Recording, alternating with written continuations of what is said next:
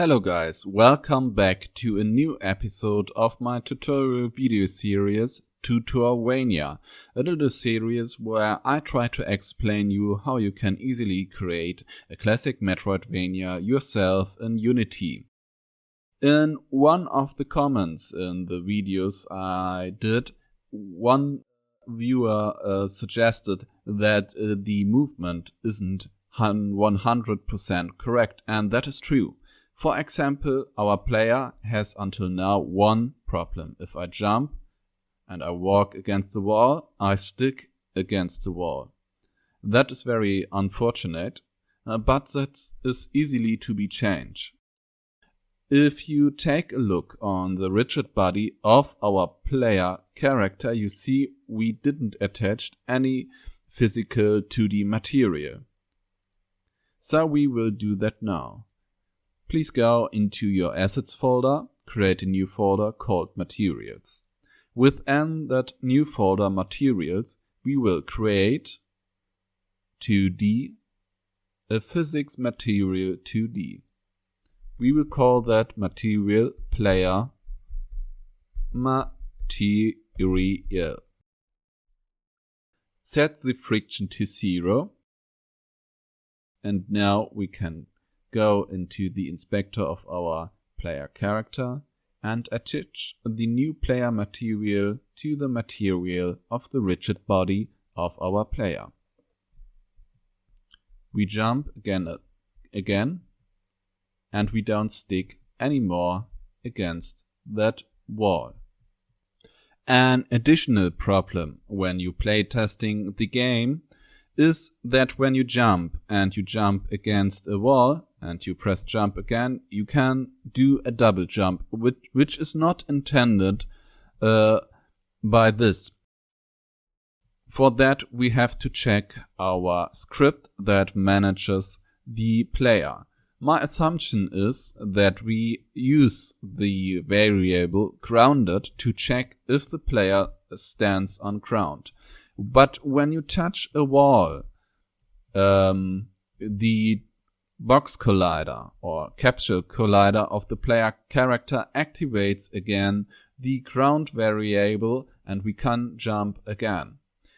Until now, we used a capsule collider here showing the green line, which will be activated on the function void on collision enter 2D, and then be checking for if we are touching floor, and then we will ground Paco.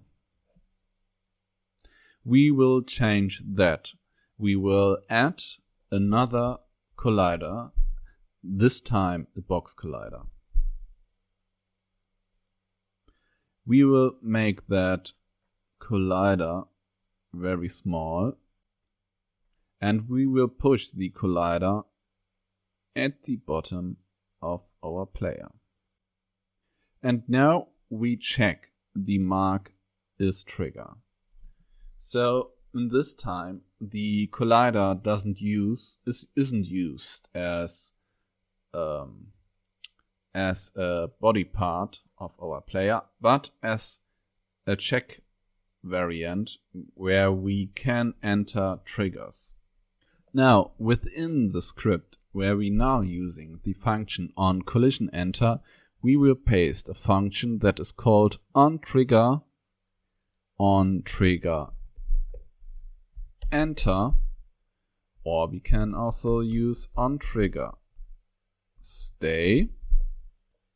We can use the function on trigger stay 2D, and then we check for the collision object if the tag is tagged floor, and then we can set the ground true.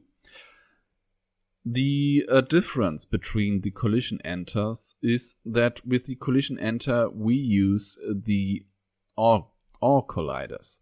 With the trigger stay 2D function we only use the colliders where we checked the trigger box.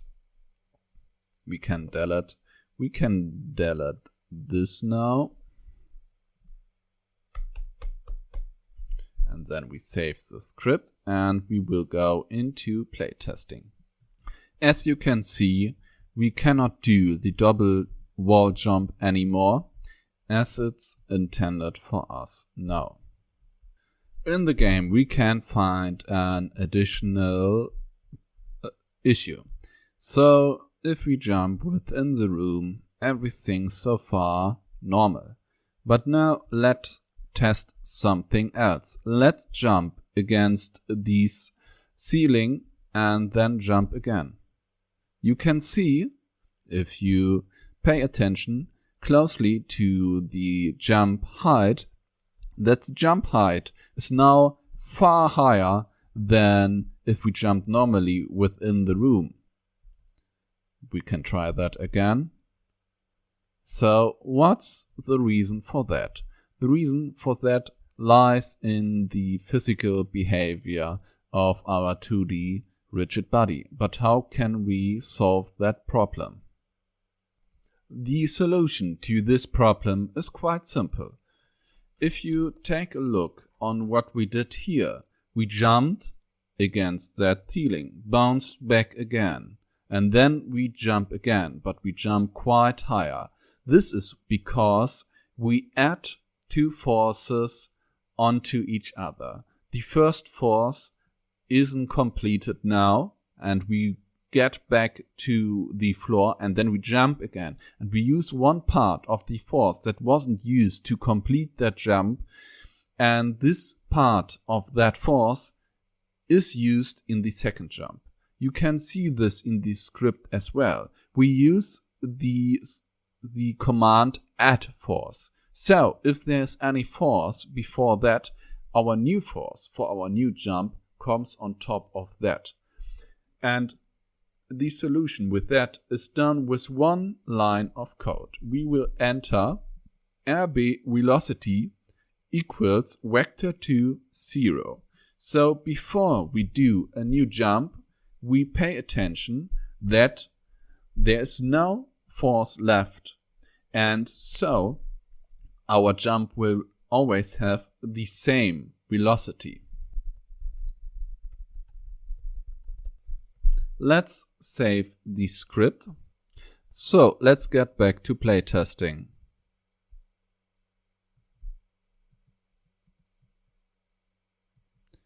And we get here and we do the same.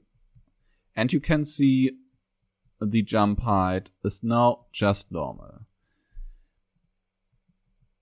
I assume this will not be the last episode where I will improve some already done things, especially with the player movement and the player physical behavior. But I think the episode is long enough for today. We solved 3 issues and I hope you like it. I hope that if you find any more issues, please suggest them in the comments. I will try to cover them on one of my episodes. Also, feel free to leave a positive comment, or if you like the video, subscribe to my channel. I will try to do more episodes in the future. So I hope I see you again. Thank you for watching.